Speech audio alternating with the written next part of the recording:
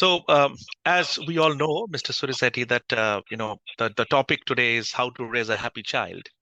So, according to you, uh, why do you think this is very much important for a parent to raise a happy child and not put too much of pressure on that little head, whether in terms of education, so many other things, the competition, rat race, whatever you want to call it. What is so special about it? If you can throw some light on that. So the moment it's not just for children, for anyone. The moment the mind is happy, the hormones released are better suited for learning or living life in general. So it's always necessary that you keep the oxytocins going and also see that this thing, especially for children, because by the age of 8, 65% of the brain has learned whatever maximum it can learn. So that's the time you should be happy. Your mind should be happy, and overall, the family environment needs to be happy. And this we emphasize more after COVID, when we've seen a huge bout of depression in the world. Right. Okay. But in this current scenario, if you look at it, the way things are happening, people are getting trained from very early childhood stage for the competitive exams, and so on and so forth. And there is a common fear factor, if I may call it in that way, amongst the parents more than the kids.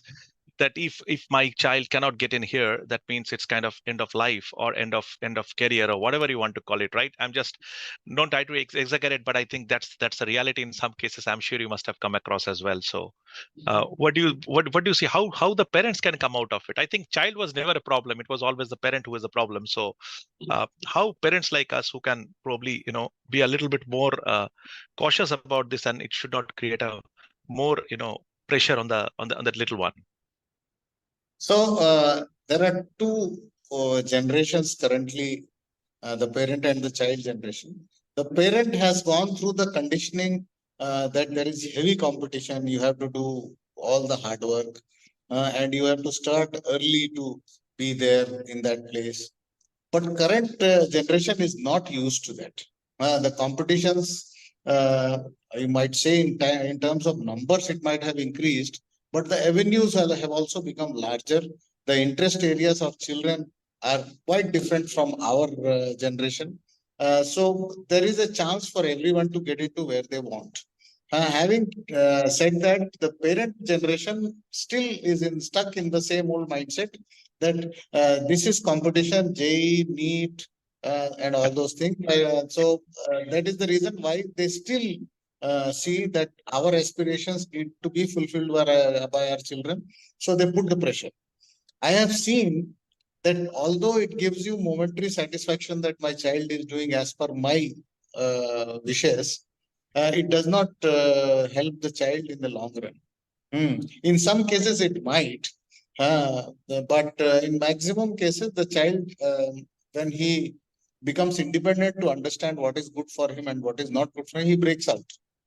And once he breaks out, then the parent feels frustrated कि पहले तो ये मेरी बात सुनता था, आजकल ये सुनता नहीं है ये मेरी बात. This is what the general line that they say, and it does not leave any scope for them to say that nare mera self respect chala gaya or something like that. But having said that, I think there is a need for parents to go down to the level of the child, understand him, and there is also a need for the young boy or girl to come up and understand what his or her parent wants. So there is a midway that is possible. Sure. Good. Okay. When how do you think critical thinking is very much important while raising a happy child?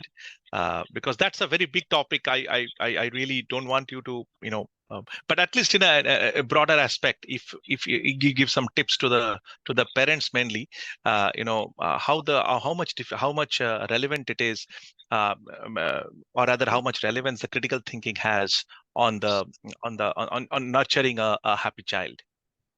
Okay, so one thing is when a child becomes happy or happier than what he is at the moment or she is at the moment when he or she gets a little freedom to think.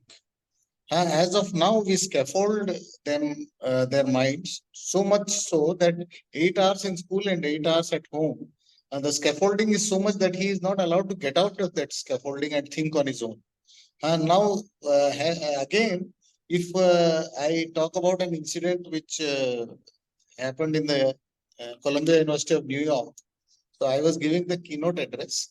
So there were 1,300 vice chancellors there, and it was a huge education event. So when I started speaking and I said, "What do you teach in US for the pre-K children?" One of them said that 1 to 10 and A to Z. I said, with all the research, original research that you do, we also teach the same thing. A to Z is fine, but 1, 2, 3, 4, 5, 6, 7, 8, 9 is also fine. When you come to 10, have you taught the zero? And there was absolute silence. The reason is that my parents have taught me 1 to 10, my teachers have taught me 1 to 10, their teachers have taught them 1 to 10, their parents have taught them 1 to 10. So we have not thought of it. Whether it is right or wrong, we have just followed it blindly. These children who are in the classes now have the ability to question. Right. The moment we scaffold them and say, don't ask questions in the classroom, there is no development in the society. These questions are the only bright spots to look forward in future. So my thought is that in case we allow children to think, we allow children to ask questions, and we ask ourselves questions of the past that has happened, probably that is the only way forward. I'll give one more example. Yes. I gave one lecture. There were around 1,000 odd students. And when I came out, around 10 of them from grade 6 came out and said, "Sir, your lecture was very good. But we have a question." I said, "Ask." They said, "Who is God?" I opened my mouth because I thought I was very learned. These people were asking me question. And when I opened my mouth, they said, "No, no, no, no. We don't want a definition for God. Our school does not allow any discussions on religion."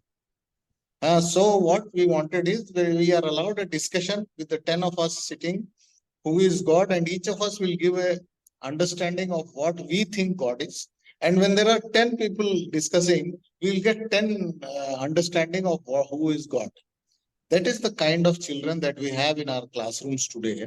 Their thinking prowess is much ahead of what we think.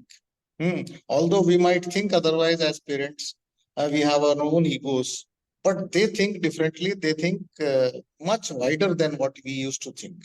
So I think we should allow that thinking to prosper, to take the society forward.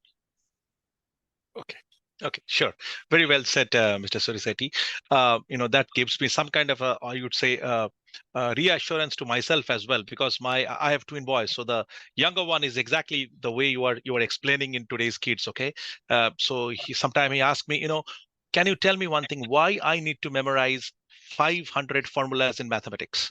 Anyway, the formula booklet is given at the time of exam. So as long as I can implement the stuff in the right place, why I need to mug up so many formulas? So, very difficult. But in our age, if you look at it, that the teachers are very clear. You need to do this if you need to score well, whatever it is. So that at least give me some reassurance as well. Thank you, Mr. Sirisetti. Now, now what is happening is also the striking the balance between the independent thinking and also I would say guiding to the to your children as well. So there has to be a balance between the two. How do you think this is a very tough thing to even out, right, or balance it out, right? Because sometimes you are pressurized by the society, sometimes you are pressurized by the peers, because everybody's kids is doing well, and yours is only one is probably a kind of lean behind. So therefore all pressures on you, right, at the same time.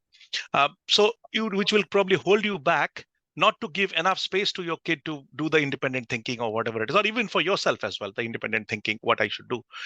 In this kind of a situation, how do you balance it out? The society is primarily a reflection of the parents' thinking. or the teacher's thinking. It's not definitely the children's thinking. The society does not reflect. So the average age, even if it is, let's say, 37 or 40 of the society, it means that it is the parents' age. Now, again, if you say that the child has an independent thinking which does not resonate with the society, perfectly agreed. Perfectly agreed.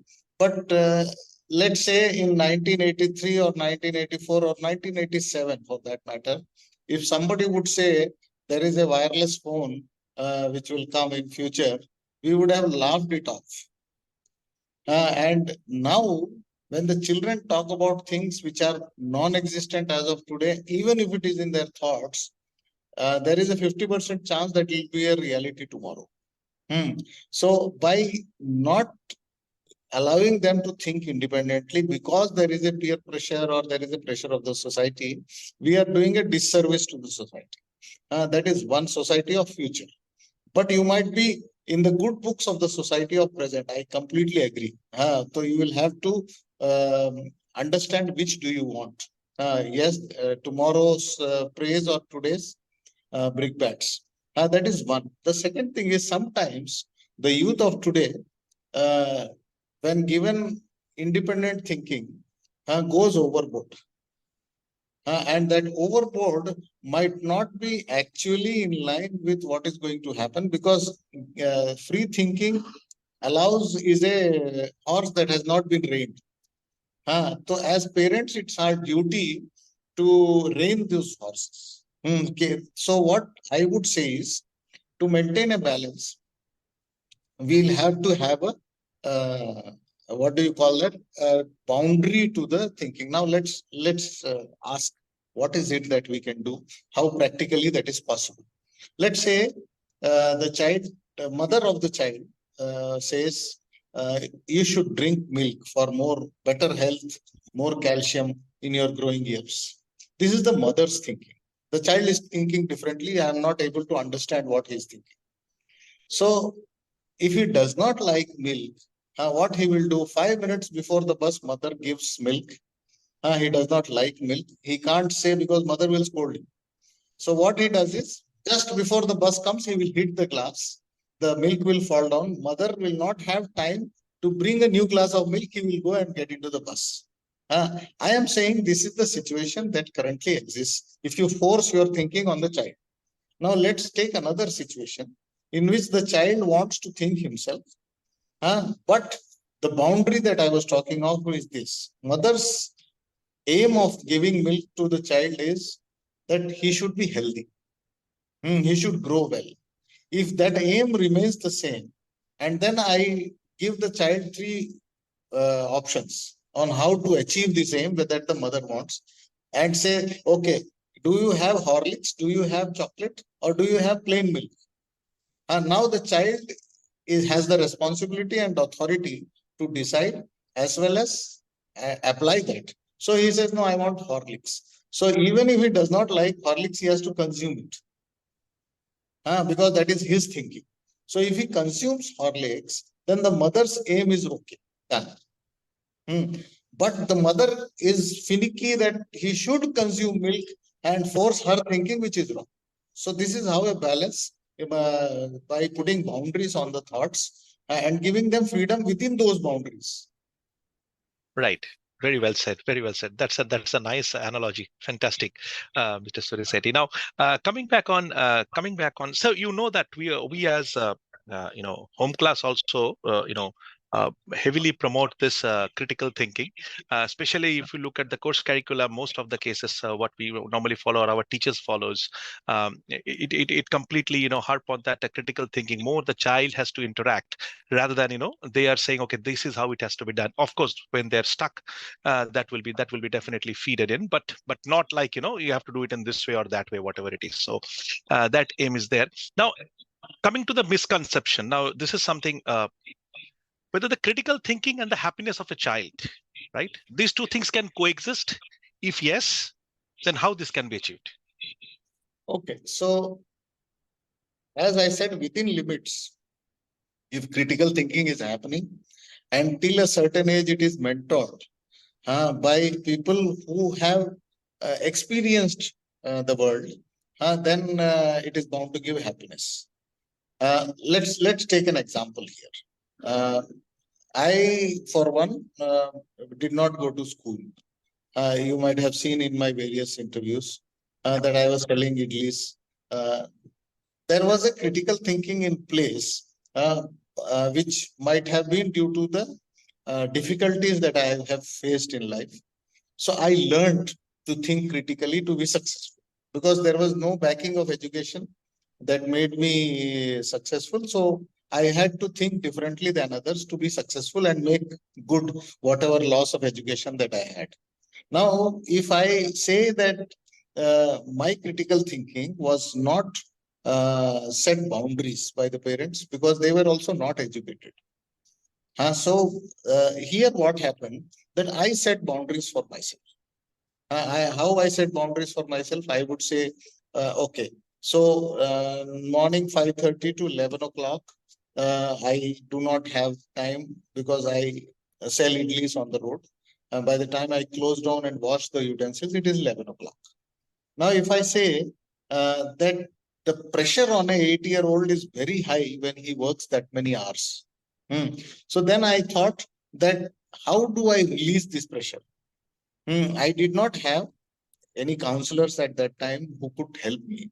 Neither were my parents good enough to be able to relieve that pressure. So I did my own critical thinking and went and said that, okay, Sunday, any movies that are released, I will go and watch them. And whether I watch them or not or sleep within it, I will release my pressure there. Okay.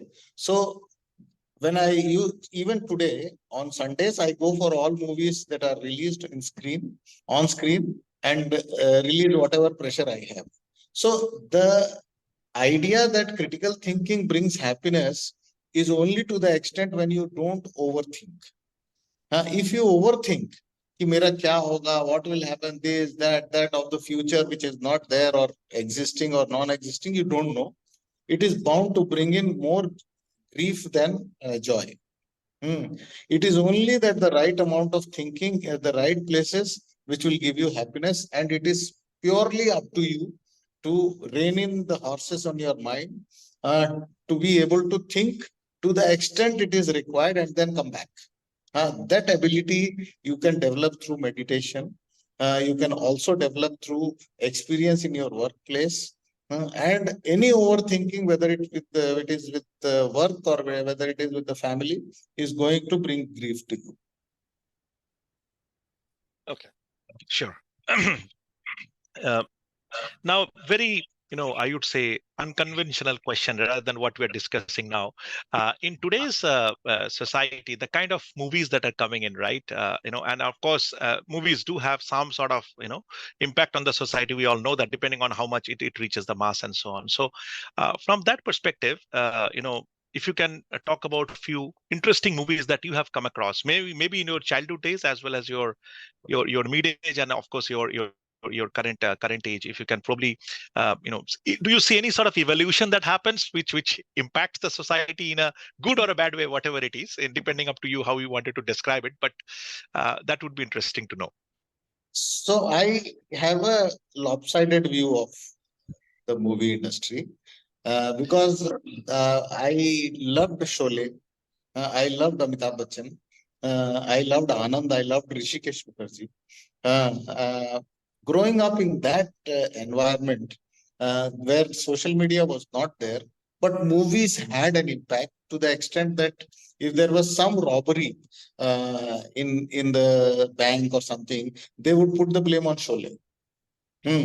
From there till today, uh, where you have a Three Idiots, PK, Tare Zameen Par, then Rang De Basanti, Chak De India. These are all films that I love, and I am up to date because I love all these movies.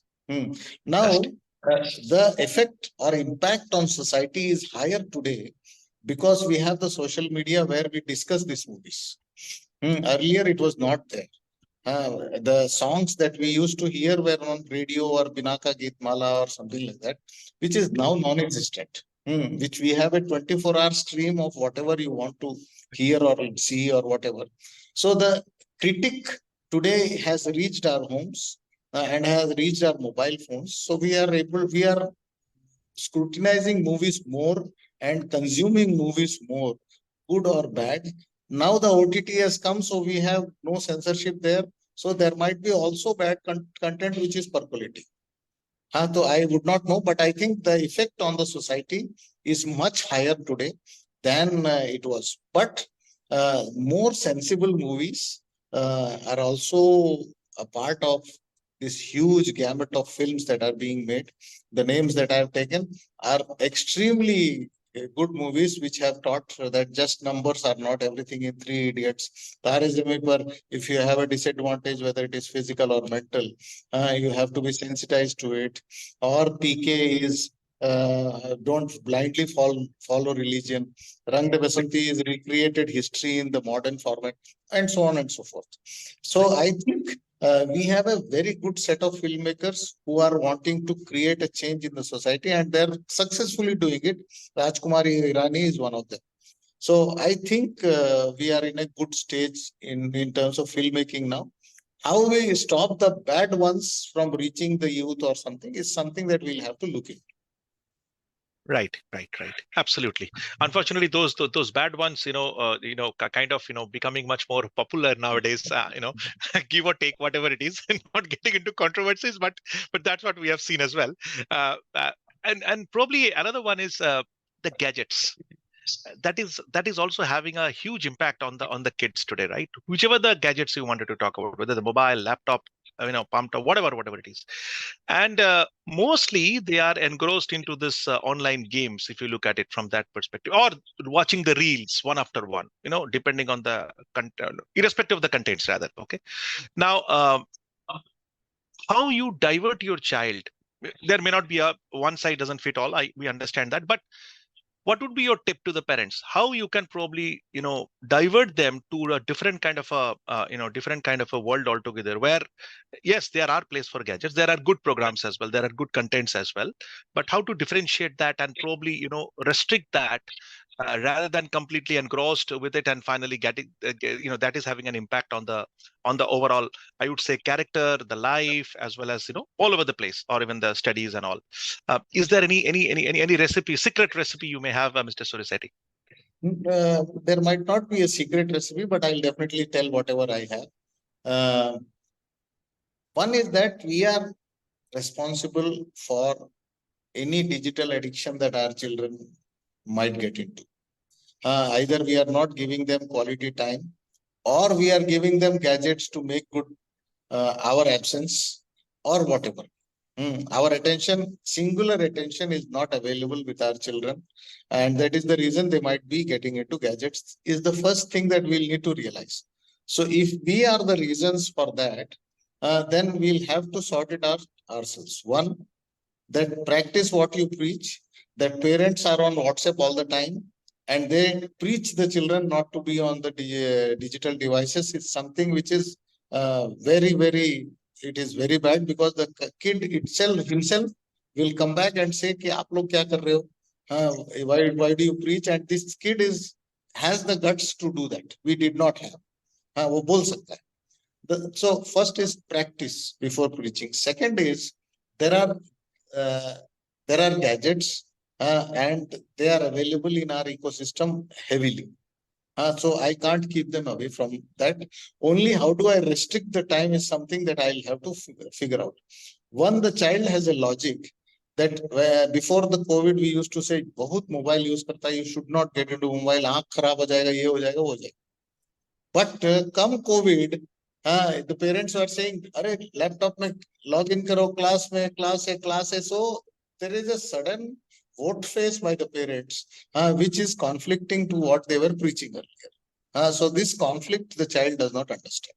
Second is, his question is कि अगर JEE है, NEET है, CAT है, GMAT है, SAT है, all these are happening online, and you take me away from these devices, which I am supposed to do practice so that I get the speed, then am I not getting behind than the society which asks me to have speed on these computers. So to that extent, the child is right.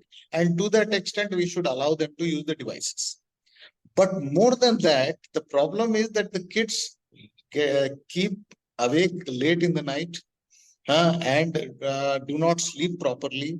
And all those things happening are not pardonable things. Again, we need to have boundaries. How? Let us examine how we can do it.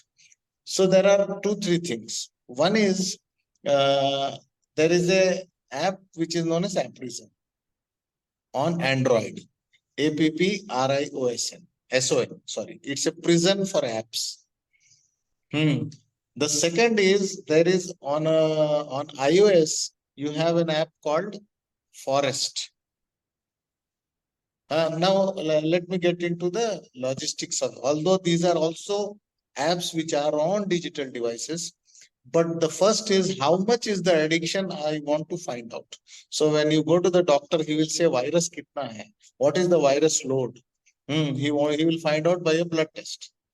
So let's say for the for iOS it is Forest, FOREST. Somebody has asked a question, so I am saying that. So the viral load of your blood is done by a blood test. Similarly, these two apps will find out what time you are most addicted to and what you are most addicted to. So it will say, like, let's say, a prison will tell you that you are most addicted to Facebook, let's say. 4 hours of Facebook every day, Instagram 3 hours, 1 hour of Twitter, or something like that. It will give the criminals in that. So A level criminal is Facebook and Instagram. B level criminal is something else. C level. Now, this is one part. Suppose there is a person smokes and he's addicted to cigarettes. And let's say after lunch or dinner, he needs cigarettes. So the point of addiction is the point where you need to hit to de-addict. So if you stop smoking or reduce smoking after your lunch or dinner, that is the time where addiction becomes less.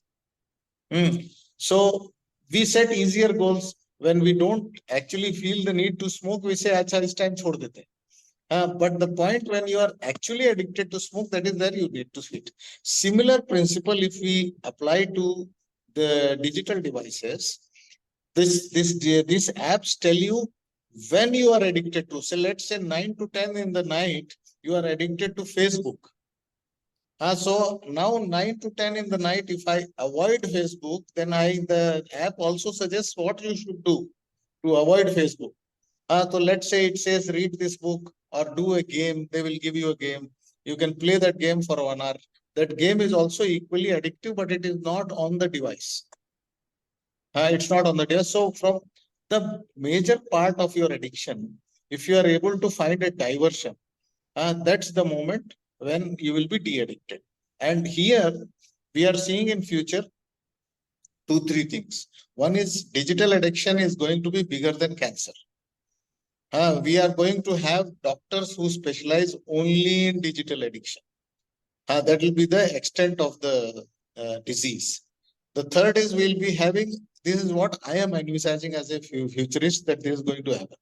The third is we'll have, like you have hawa bharne ke liye for vehicles, you will have lockers where you are fed up of the mobile phone, you put it in the locker and they'll charge you 1 rupee, 2 rupees, whatever. And after 1 hour, you will take it back. So these digital lockers will be there. So these are all solutions that we are trying to find to one thing which is known as digital addiction. But we are not trying to find a solution to actually get rid of the digital addiction. These are all avoidance mechanisms. These are not cures.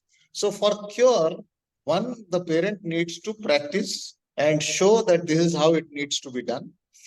Two, you will have children to go out, play on times when they are on the couch. And if the parent plays with the child, nothing like it, instead of preaching.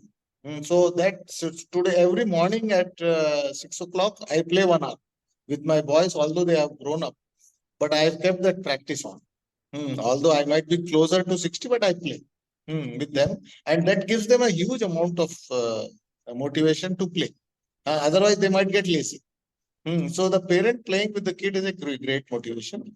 The third important thing is use gadgets, use these kind of apps. The parent will also have control that between if the other part of the solution in these apps is that if you say 9 to 10 Facebook will be locked, it will be locked. The child will not be able to open the Facebook from 9 to 10 on the app. The parent can set the lock. So these are something, but not just setting the lock is the solution. What the child should do between 9 to 10 is also something equally entertaining that the parent will need to tell. These are some of the things. And also I would suggest that if they are using mobile phones for any period of time, if the mobile phone is connected to a smart TV, since the screen is much larger, it will be better for the eyes than putting it on the mobile phone itself. Very well said. Quite a long list you have already given, Mr. Surishetti. Definitely for the parents, we'll take a note of it. The other thing is this: with all the excellent work that they're doing with the government of India, in terms of the upcoming educational policy and so on and so forth. When you say the policy issues and the innovation in education, right? Um, is it something, these two things, how that will impact the child's development in the newer future, if we may put it in that way? How the new education policy will help them to reshape their future, or rather better shape their future in the current scheme of things. Some of the things what we know that when we grew up, it's a state PCM logic, right? So you have to take these things, otherwise there is no IIT, there is no JE, whatever it is, you have to do it, right? But there are kids nowadays who says, okay, why can't I do without chemistry, why can't I do the computers with maths and physics together? So, or maybe some other subjects as well, maybe psychology with physics, whatever it is, right? So all these things in the newer policies, there is a room for it as well. What we have seen so far, the draft that has come out. Can you throw some light on that? How do you think that will impact? The idea is to make learning more enjoyable for the children, and they should experience what they are learning instead of just rote. So to that extent, the policy has been child friendly. First time I am seeing a student friendly policy rather than a teacher friendly or a bureaucrat friendly or a government friendly policy. So we have reached out to 2 lakh stakeholders, which includes universities, gram panchayats, schools, colleges, everything, and taken them into consideration. Now, what we are trying to do is the innovation part of it is that we want till 8 years the child to be learning with fun. And after that, till the 9th, it has to be experiential learning. I'll come to each example on all of this. And then I'll come to the last question, which you had said about the competitive exams. So suppose I am saying learning with fun. So we have very clearly enumerated how it can happen. So earlier we had 2 parts to your result report card. One was scholastic, one was co-scholastic. So scholastic were the subjects, co-scholastic was sports, music, drawing, this, that, all those things. All of them have gone now. Everything has become scholastic. So I can not just ignore chemistry if I don't want. Instead of chemistry, I can take sports as one subject. So it's a serious subject. It can be music, it can, all co-scholastics have become pure big subjects. That is one important thing. The second is we've also professed music integrated education or sports integrated education. Now, easier said than done. I have given an example in the policy itself.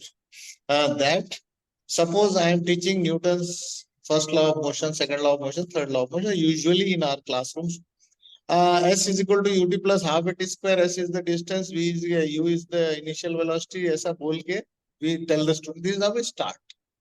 Maximum what we can say, a car is in motion, that we say. That is the example that we give. I am saying, go to the cricket field, take 2 timers. And throw the ball, the timer goes on, and when it reaches the pitches on the ground, so timer is off. Now I am saying S is equal to ut plus half at square. Count karo, calculate karo on the cricket ground. U, the velocity might be 0. T, the time period is difference between the two timers. S is the distance which is maybe 22 yards for a cricket pitch. Convert that into feet. I can find out the time, I can find out the final velocity, I can find out whatever, but it's on the cricket ground. So the child is enjoying it. I am taking them out of the classroom. So I am asking teachers, please coordinate with your sports teacher, teach him some physics, you learn some sport from him, but make learning enjoyable for the children. Or if I say arithmetic progression, अगर कोई ताल बजाता है तो how many times the left foot is going, how many times the right foot is going, that is the progression. So can we integrate music and sport which the child enjoys to our subjects is something that we have put in this policy to make it more enjoyable. Third is that when we come to your physics, chemistry, mathematics, biology, physics, chemistry, there was a marriage between these three subjects. I might call it marriage. They were married, usko alag nahi kiya ja sakta. And now since they have said, I say this was a buffet. जो खाना वहां रखा है उसी को खा लो. That's all. Now we have an a la carte system where you give a menu card and you ask the child to choose what do you want to have, which is a good system. Schools have an issue with this because they unlimited resources are required. If a child chooses French and they don't have a French teacher, they are in problem. So I am saying again, build your boundaries. Mix up the commerce, arts, science teachers, and then offer your subjects, not unlimited subjects. So at least I can get to economics if I am a physics chemistry student. I can take economics because that is available with you already. So two things now that are happening, it will take some time. One is that the AICTE has already said that maths, physics, chemistry is not a sacrosanct qualification for eligibility to take JEE. They have given a list of subjects which can be substituted to take, so which is good. But in NEET, it has not happened.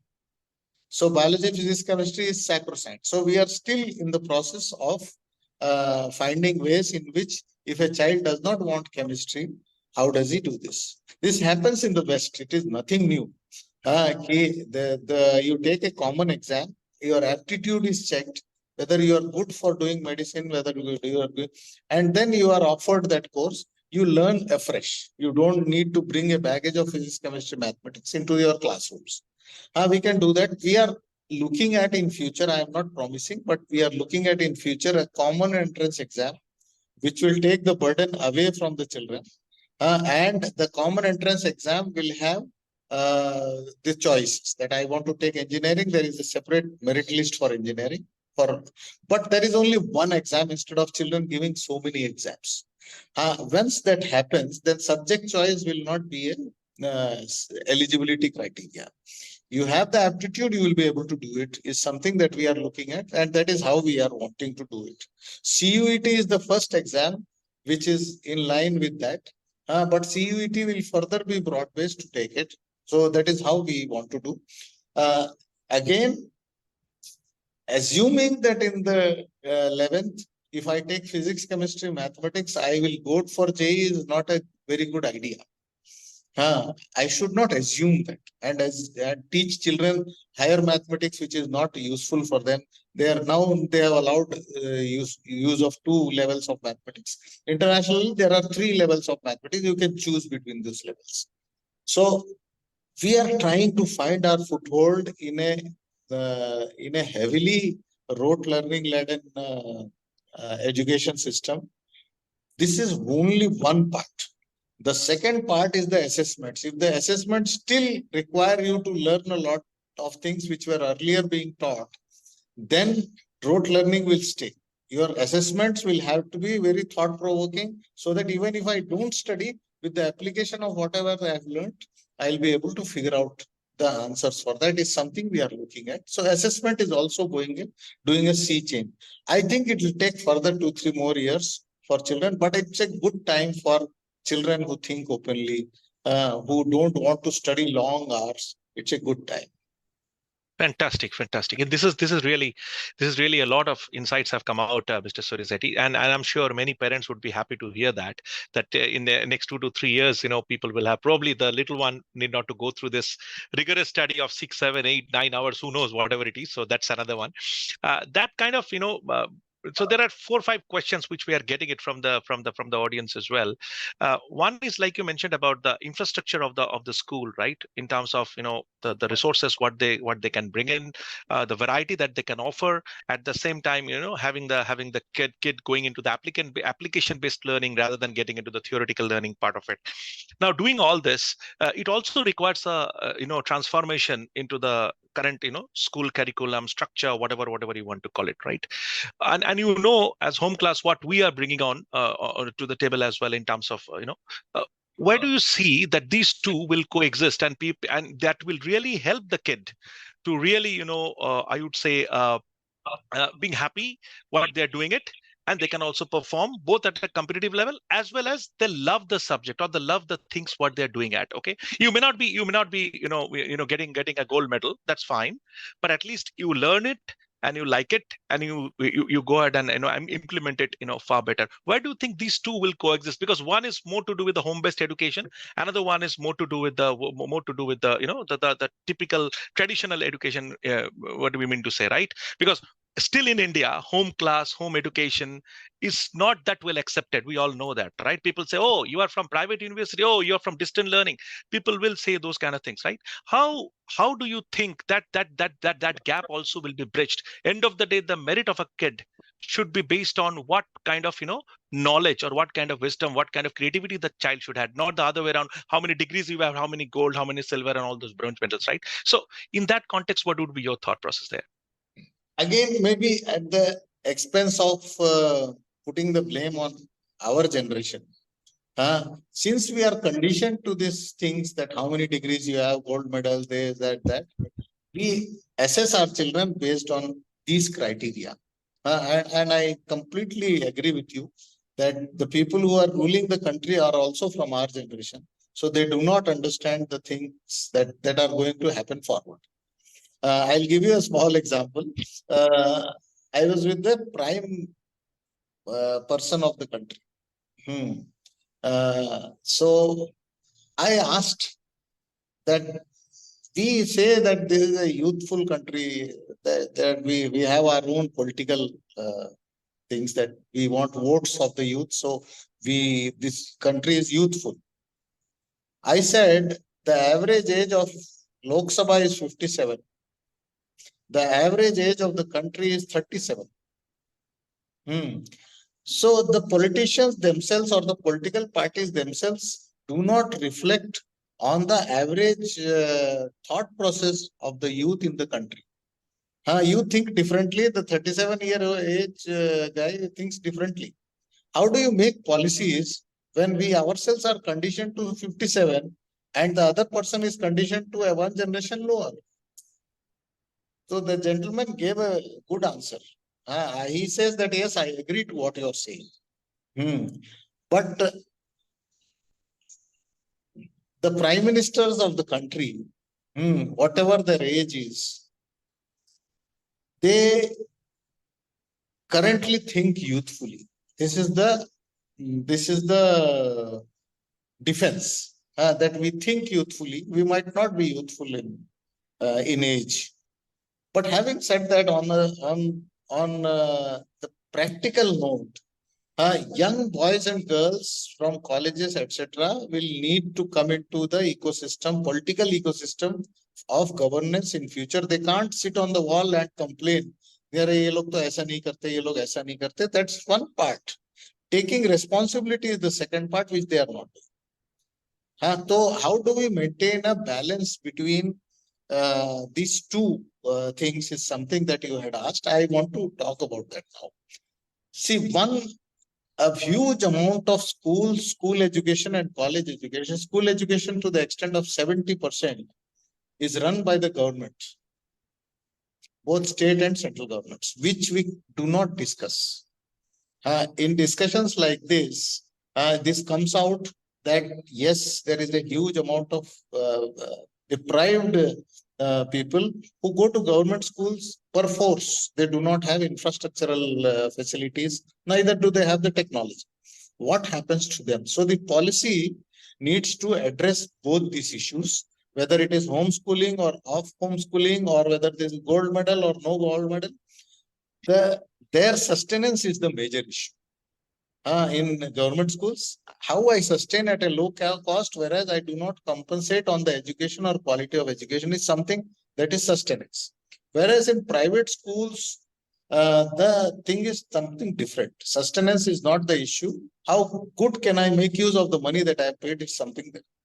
So if I combine both of these, the policy, so having fun or having happy children does not depend upon the AC in your classroom or the AC in your bus.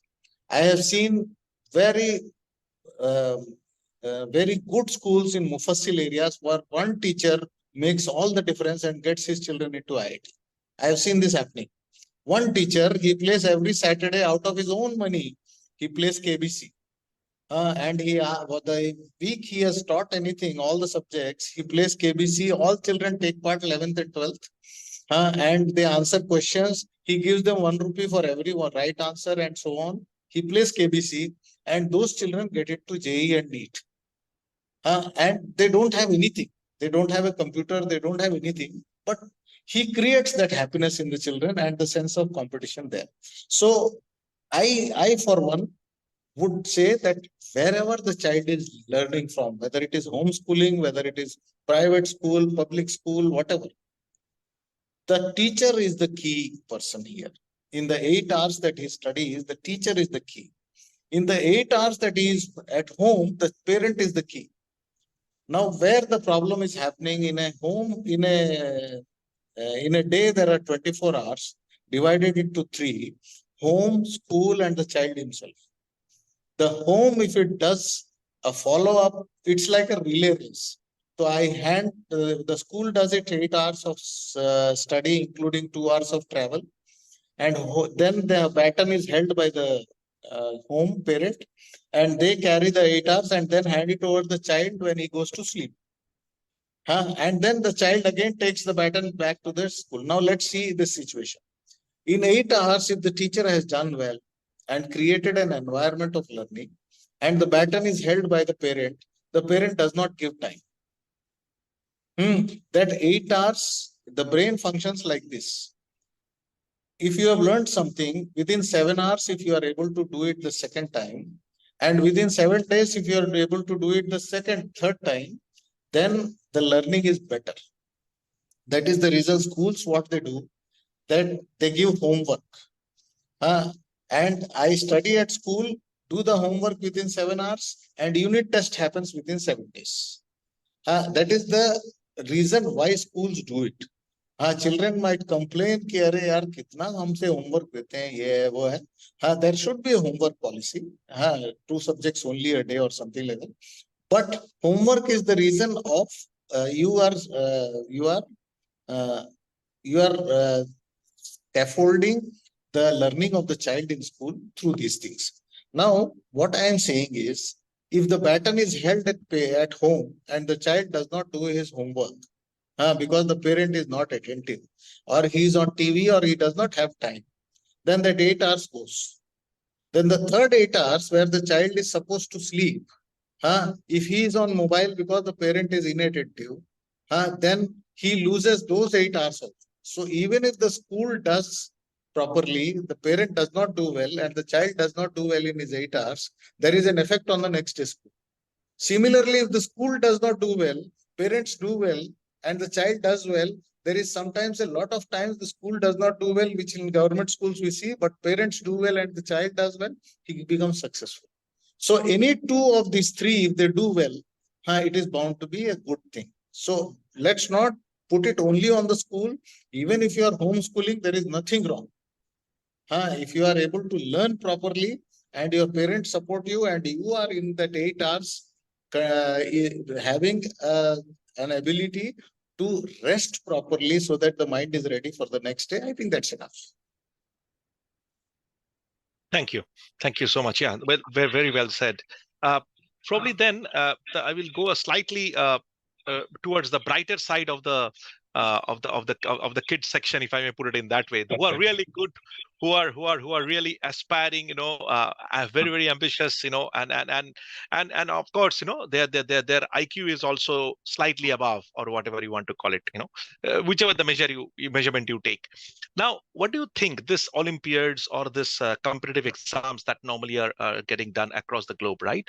Uh, how much do you think it will generate a lot of happiness within the kids, rather than putting under another pressure cooker, saying that, oh my god, I have to go through this, I have to score this much, otherwise that certificate will look very bad, my parents cannot say to anyone that my kid has appeared, blah blah blah. So because I'm good, I'm always coming first or second in the class, whatever it is, right? So it's a different kind of a challenge, right? Being a first, like, Sachin needs to score every match, right? If he fails in one match, oh, what happened, so on. So in this particular situation, what do you think, or how these kids should be groomed, not only the kids but also their parents too, because of course, if you're a high performing kid, the parents are also having a different kind of a pressure altogether, right? How do you think both of them should be mentored in this context, so that it is not too much on pressure on the kid, and still the happiness can be brought in? So, you're talking of gifted children, let's say. Correct. Correct. So the gifted children have a different energy level, which the school in its 8 hours will not be able to consume. The school does not satisfy gifted children to the extent they need to be satisfied. So that small level of dissatisfaction or extra energy that is there in these kids has to be gainfully used in the next 8 hours, which the parents hold. And that is the reason why parents put them to Olympiads, etc., etc. One, it gives them a sense of competition, good. Second is, it gives them a sense of elation outside of school, that he is doing very well outside also. And third is, it also prepares them for the competition that has to come later. So all these things are okay. But the moment this goes overboard, because he's done well in one Olympiad, you give another Olympiad, third Olympiad is a floss. It's nothing, it does not add value to you unless it is something like KVPY. Some extremely good Olympia exams are there, which give you scholarships for your future studies, etc. They are the ones who hold value. But generally, Olympiads give you a sense of competition, definitely, and also use the extra energy that you have to only draw boundaries on the number of exams that he gives, because otherwise that sense of achievement gets into ego, and the child thinks that he has done everything before a certain age, and maybe he is peaking out at the wrong time. He should peak out in 10th and 12th. He would have peaked earlier. See that does not happen. Usko पेड़ पे मत चढ़ा. These are things that are normal, and this gold medal doesn't have a lot of value. It does not add value to your future life. But yes, to the extent that they should be prepared for competition and using that extra energy is okay. I would also suggest that parents are interested in these Olympiads, good, but there are also other physical competitions which under 14, under 16, under 19, which CBSE also does, which the state also does. And although if your child is good in sports, also put them there instead of just looking at academic activities. Thank you so much, Mr. Surishetti. It is so much, soothing to my ears, because me and my wife always had a fight like this. Okay, because every time I come back from work and I ask my kids, okay, how was the day? How much you scored? One plays cricket, another one plays badminton. So that is what it is. And then sometimes she asks me, "Are you really? I really don't know what kind of questions you ask, because you should be asking, how many hours they have studied, how much they scored, and so on." So I said, the teachers, all of you are asking the same questions to them. I have to ask something different, right? And which they like. So that's what it is. So so happy to hear that at least that Khelo India also should work sometime. Yeah. Not only the books. Definitely. Now, coming back to your own experience, Mr. Surishetti, the way you brought up and you reached to this level and all, it's really very very inspiring. And one session is not good enough for sure, but maybe at different stage you must have come across different kind of a challenges as well, right? And more the stamp that you have as a think professor, right? If you can probably take us through that journey very briefly, because I'm sure that will be inspiring to the parents as well, that how that has happened, and what you are today. That would be really a big asset to us as well. So, as I had mentioned earlier, at age 8, I was selling idlis due to reasons of well known that family was not able to sustain. So, in Vishakhapatnam, the place that I had identified, there were 11 hand carts, and I saw one empty hand cart there. So, there was a telephone number written on it. I called that number because I wanted to sell idlis on that hand cart. I thought that was a fantastic business idea. So I called that number. That number, when the gentleman picked up, I assume today that he heard a small kid speaking. He thought that was some prank or something. So he called me home. And I went home. So dekha ki his wife used to make pickles. And he used to sell on a cycle. He ran his idli business. It didn't succeed. And so he closed down that thela and started selling idli pickles on the cycle. So I said, I can give you 50 rupees. He said, no. He later told me that he thought कि ये बच्चा कुछ कर लेगा, हाँ या तो ये पागल है. There are only two options. So he said, let us support him. He said, no, I don't want any rent. Do one thing. Every day take 10 bottles of pickle from me and sell it. I will give you one bottle as incentive in case you are able to sell 10 bottles. So that was the challenge given, no rent. So I thought it was a good deal. But that night, when I slept at 11, I visualized how my shop would look when I start the next day. And then I suddenly saw that there were 11 hand carts selling idli. So I thought, how did this not strike? That I was the 12th hand cart selling idli. There was a lot of competition. How will I sell idli? And that is when this art of thinking started. I thought, what is it that I can create a difference in the 12th hand cart? So that night I thought something. What are the two characteristics that idli have across the world? One, idli is white. Second, idli is bland, tasteless. That is why people have it with sambar and chutney. So I thought, let me create a differentiator. Then I recognized that I have 10 bottles of pickle. And out of that, one bottle is incentive for me. So I thought of a two-pronged plan. I loved my mother's bindi. For all the young boys and girls who might be listening, Deepika Padukone's dialogue in Om Shanti Om, Ek chutki sindoor ki कीमत tum kya jano. So I applied one, I took out one pinch of pickle and applied it on the middle of the idli.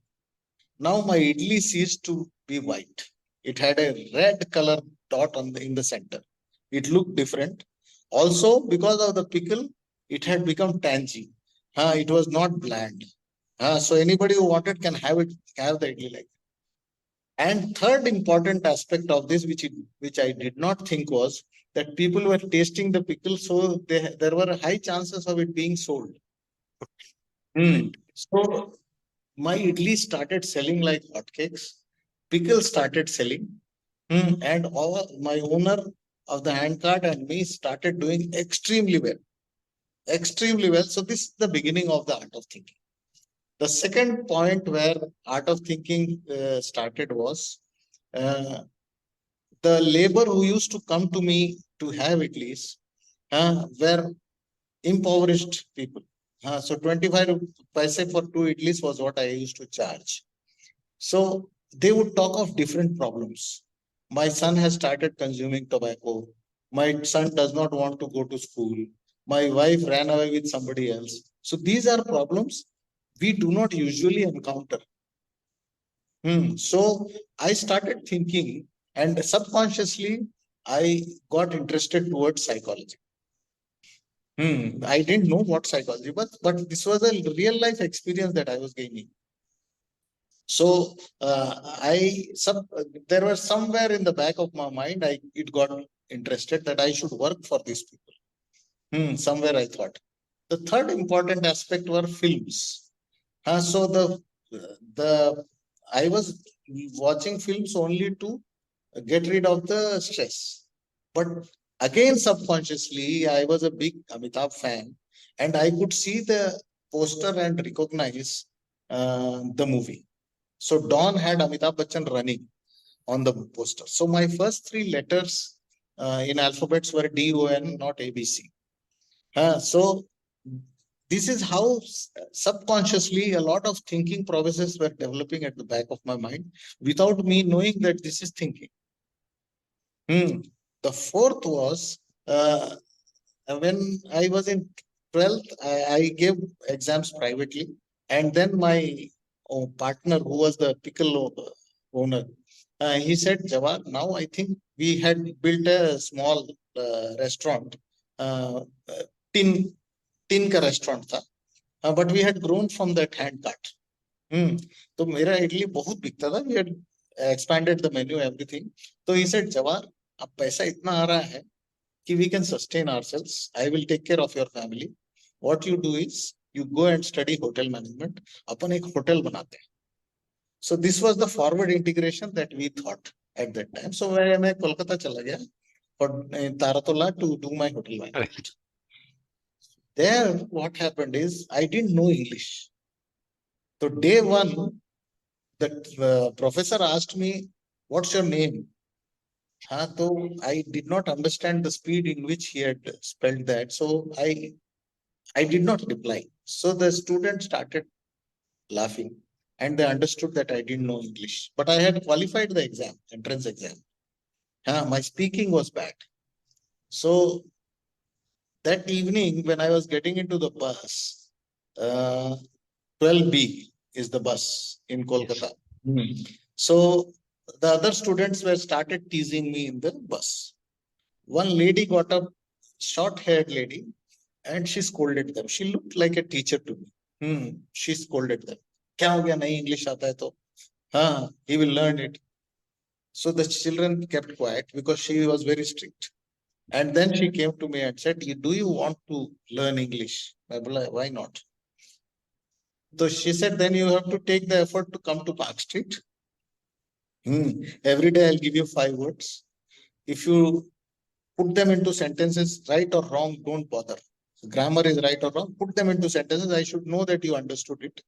And I thought, put them into sentences. And then next day evening, I went again. She took those sentences, asked me to repeat.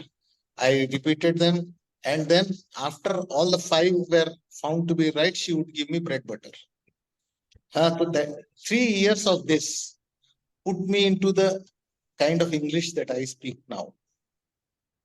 And that is the part of the art of thinking, that if there is a mentor to hold you and force you to think that you can do this, you will be able to do this. This is one more part of the art of thinking that we did. The fifth and last part was that I forgot Florinda teacher, the teacher who taught me English. I forgot her. I started fending for life, and I forgot who all had done good to me. I was doing very well in life. 42, I was in US speaking for some conference. Suddenly an insight came that you are speaking here on this audience just because that lady had taught you for 3 years and you have left her. So I felt guilty that day. And when I returned back to India, I was desperate to get to her. So since I had lost her in Kolkata, in Telegraph paper, the first page, front page, solace ad, I gave, "Where is Florinda teacher?" I spent a lot of money on that, but I was guilty. I had to do that. So I said, "Where is Florinda teacher? Please contact Jawahar and do." There was no reply. So for 3 years, I kept searching for her, and then once I was in the government of Goa giving a lecture to English teachers. I saw her in the audience. Her hair had grayed, and she didn't recognize me. So I usually am a very non-emotional person. But that day I choked during my lecture. And then I finished and went to her. I said, I am Jawahar. She immediately recognized. We hugged each other. Now, this is where the emotional content comes in. Florinda teacher was able to deliver a lot of English to me, which no other English teacher could have delivered to a lot of people because there was emotion in the content. So for today's teacher who want to force students to think, or parents who want to force, teaching plus emotion is equal to learning. Not just teaching is equal to learning. So for anybody to get into the minds of children and force them to think with the content that you are giving them, there has to be a lot of emotion in the content, which Florinda teacher did, and which I realized later, much later in life. So that emotion, if you are able to put in your thinking is going to be much better than non-emotional thinking. Art of thinking, the base is in these three phases. That's really insightful. One thing you have mentioned about the mentorship, right? Now, you had a very good mentor. You are blessed there, whether you got them by luck or whatever. But now that you are preaching in many places, this kind of things and all, we would like to know. At least our group wants to know. How can we get some access to this sort of a mentorship program if you run any of them, or if you coach, or however you wanted to do this, even for the kids as well as for the parents as well, because nowadays, if you really look at into the society, getting a good mentor, what we used to call it as guru in the ancient ages, right, where they really take care of the kid in a very nascent stage, and it really shape them well, and so on and so forth. Okay, but they used to stay together and all of that. That's a different kind of a bonding in those days, what we normally call it as a gurukul. But nowadays, it's slightly different, but mentorship still has the same kind of a I would say relevance or importance for anybody's when it comes to shaping the career, life, whatever you want to call it, right? How we can get some access towards this sort of a programs, under your mentorship, or otherwise, however you wanted to guide us. So I individually, because my PhD has been sponsored by the UN, so I am committed to 19 days of mentorship to whichever place the UN takes me, which is known as Explora, exploring the minds of youth. And I talked to around a lakh of boys and girls across the world, and around 1 lakh parents. So that makes it 2 lakh people across the world. The UN is the one who organizes this, so I will not be able to know whether you will get access to it or not. But individually, around maybe 100 sessions I do every year, which is out of the UN and this is giving back to the society. So anytime you feel like that, yes, parents need to be addressed on a particular topic, which can be anything that you want, or children need to be addressed on a particular topic, or there is a entrepreneurship kind of a thing also for children that these days is happening, or there is a thinking class that needs to be done. So anything that you think, I am open to it. Thank you so much. Thank you so much, Mr. Surishetti. We'll definitely take a note. I've taken some notes. Definitely, we are not going to leave you with one session for sure. We will ask for more, because it's really insightful. And nowadays, these kind of sessions are not very common. And the way we structure our courses in homeClass, it really gives a right platform to have you on this kind of a program where people can also understand that home education is also something which is relevant, which is important, in like the way the school is also doing, and like you said, how the coexistence can happen.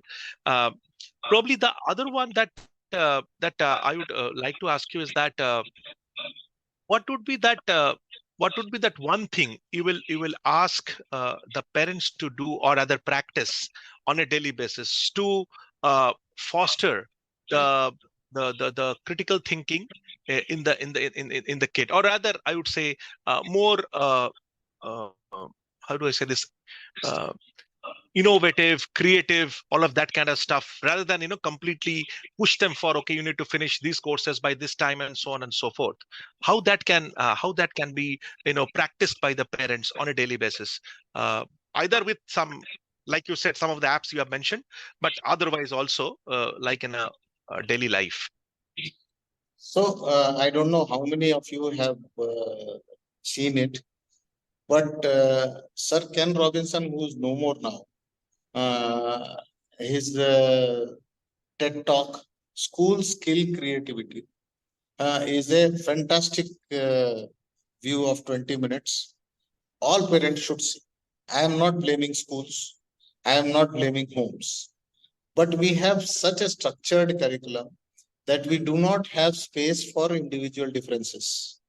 And there are huge number of individual differences in one class. So the same applies to parents also. If the parents see that their child is what they are or they were, then it is wrong. So what they can do, I'll give one example. And you can copy that example, whatever. So since I was less educated, यानी नीचे का डब्बा गोल था, तो I am a true example of schools did not kill my creativity. तो मैं क्या करता था, and the people, my colleagues used to call me crazy because I was risking my children. But मैं क्या करता था कि we had a ministry system at home. So the democracy that we practice in the country, it was there in our homes. And I'll give an example of how children learn. So if I was the prime minister, my wife was the home minister, and I have two boys. One has done his IN, the other has done his artificial intelligence. Now both settled, but उनका growth ऐसा हुआ कि I would make them two ministers. Okay, suppose we have a tour. So Taj Mahal, I believed that I should not see a photo of Taj Mahal. I should go there, touch it, smell it, and all that. So every 3 months, we used to go for 6 days to a new state. And this was a very good practice for all of us. So the jitni vacations we used to go. So when I took them to one state, before that, the tourism minister of my home, we would tell, mummy को temple tourism चाहिए, हाँ मुझे क्या heritage चाहिए, तुम लोग को क्या चाहिए देख लो. But see that the tour has all of this. And then I used to give them a budget of 1 lakh rupees, let's say. So they would, he would come up with a plan. Flight ka tickets, okay, 10,000 rupees ज़्यादा हो रहा है. ये वाला sector will go by train. Okay. He would eliminate, do trial and error, come up with hotels, come up with travel, खाने का, पानी का, सब चीज. And then he would come up and say, Dad, 1,000 रुपए ज़्यादा हो रहा है. So then I would say, okay, try and reduce that 1,000. कहाँ से कर सकते हो देखो. I would not sanction that 1,000. It was easy to do that, but I would not do it. So he would go back to the drawing table and then re-look at the whole thing and then come up कि हाँ ठीक है अपन ढाबा में खाना खा लेंगे. And something like that. So this exercise gave them 2-3 things. One, where all we should visit in a particular state, that historical importance, temples, etc., general knowledge it gave them. Second is how are expenses controlled, that responsibility it gave them. Mathematics was also a part of it. And then relationships was a part of it. They used to manage the time also. कि अगर 9 o'clock को हम लोग का खाना खत्म हो जाता था, तो 9 to 10 there will be a family get together, and then speak on what. So I would say we would speak on, let's say, I would say give suggestions. 5 years from now, where will Jayesh be? Where will Mummy be? Where will Daddy be? Where will Jagrit be? So we used to think कि कैसा होता है, क्या होता है, and they would say कि ऐसा होगा, ऐसा होगा. So this is one exercise that provokes thinking in children. while doing a lot of things which are they are learning. Second important lesson that I would talk about is my younger son was a biscuit का fan. तो उसको Bourbon biscuit बहुत अच्छा लगता था. तो big बाजार had just opened up. तो ही वुड उसकी मम्मी मुझे बोलती थी आप ना पूरे दुनिया में प्रवचन देते हैं, हाँ, लेकिन आप क्या करते हो, अपने घर में बच्चों को नहीं रोक सकते. यूजुअल द मम्मी से दिस. तो then she said this boy, I bring 200 rupees ka biscuit. He finishes them in a week and then he asks for more. Where should I get? We are budgeted.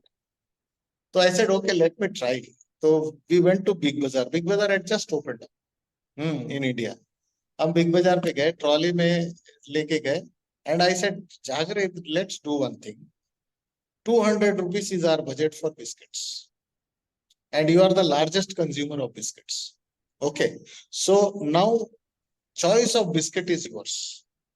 Only thing responsibility is that it should last for a month.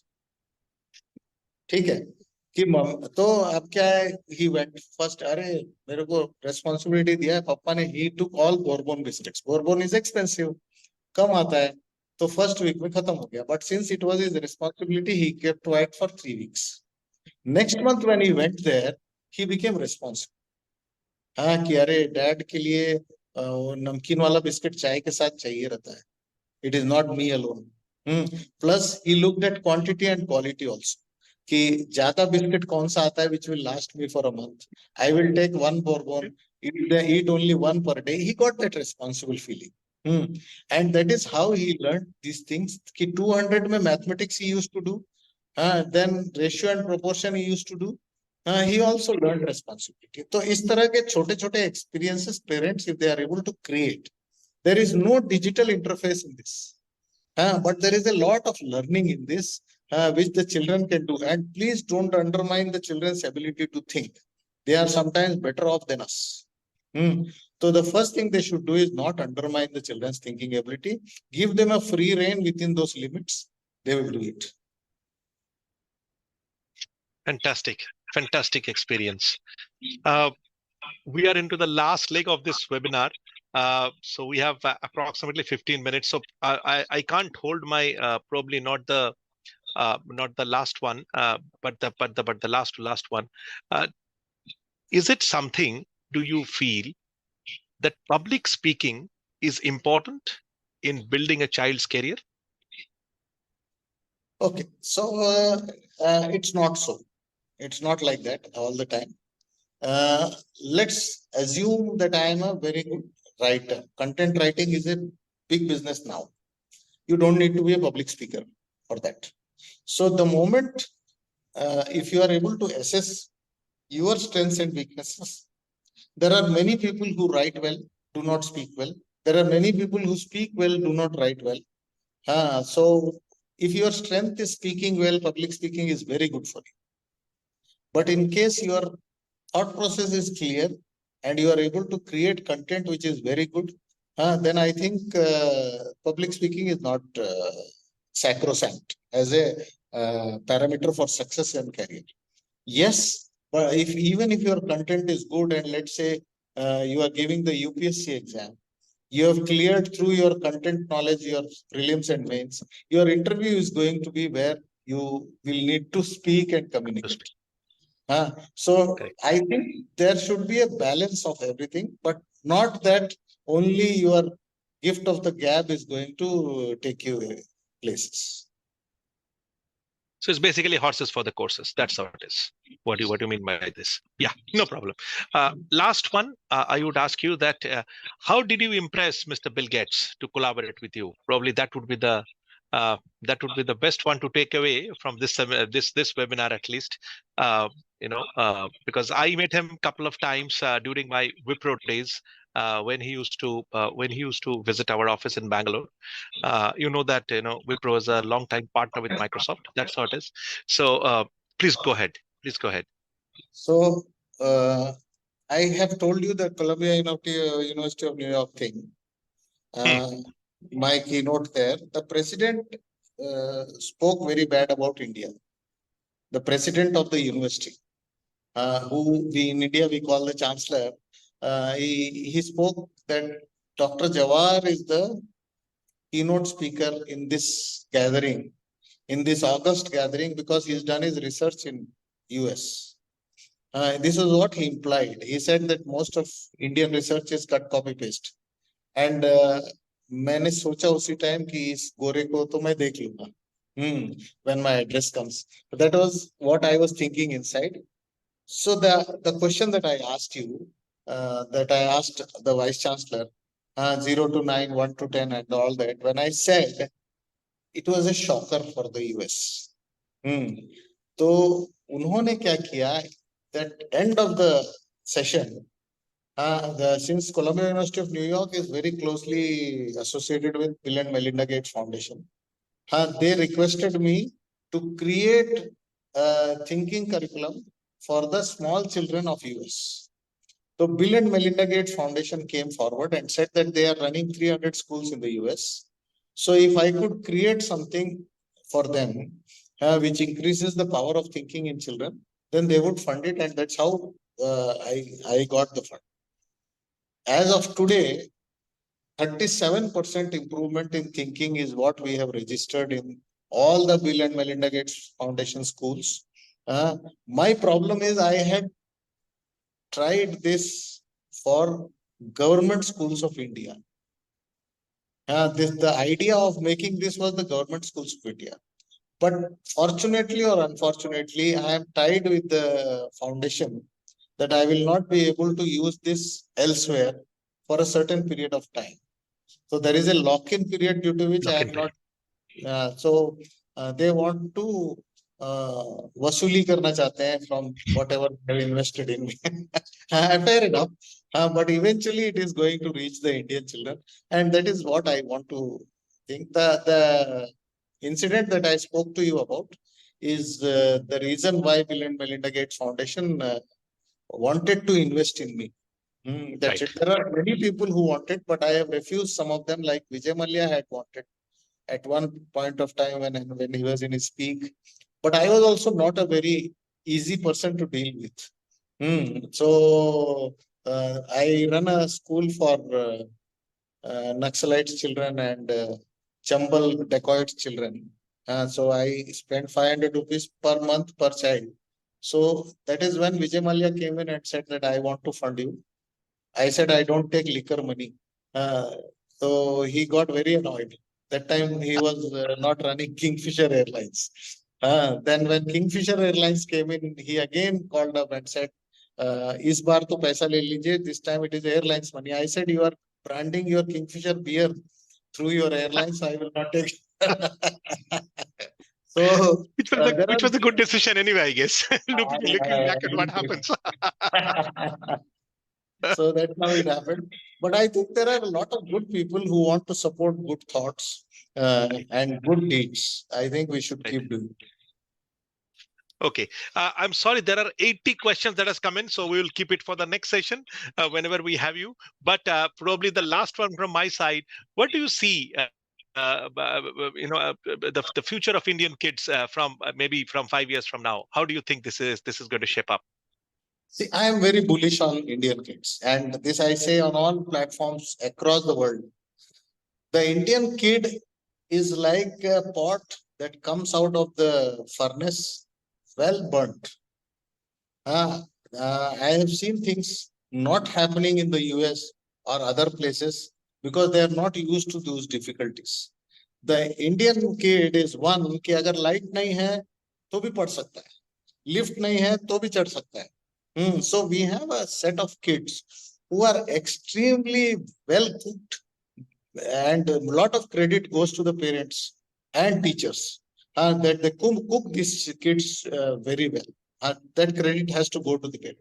So anywhere in the world they go, not 5 years from now, any time in the next century, you will see Indian kids doing extremely well, leaders in everything that they do, because they have the capability to compete, to collaborate, to get through all difficulties. They have the confidence now that they earlier were lacking. So Sarvgun Sampann is the Indian kid.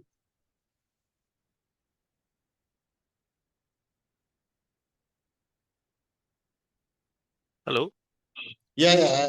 Sarvgun Sampann Yeah. is Yeah. the Indian kid. Good. Okay. Fantastic. Mr. Surishetti, it's really a pleasure. And again, as I said, one session is not good enough with you. We need to have more sessions for sure. And now that you have given us a lot of other assets as well to look up to, some of the apps you mentioned, some of your mentorship programs you have mentioned. So we'll definitely reach out to you, and I'm sure there will be interest from the parent side as well as from the kid side, from the membership side of it. Just to give you a perspective, homeClass also promotes a program called Ankuran, where we also support the underprivileged kids, or rather the kids coming from a probably not so affluent family, but they're really good in that, and we sponsor their education as well as part of our objective, or rather pay back to the society as well. So that's what we are doing. So we need more ideas how to improvise this, how to take it to the next level and really do some good for the society as well. That is something which is one of our interests too, which where I think our wavelength matches, and glad to see that you are continuously doing it, especially with your own experience. We'll leverage on it more and more. We'll get back to you again, Mr. Surishetti, and thanks a lot for giving us this 1.5 hours. Truly enjoying working with you, or rather speaking to you, and hope to see you again very soon in our webinar. Thanks a lot for your time.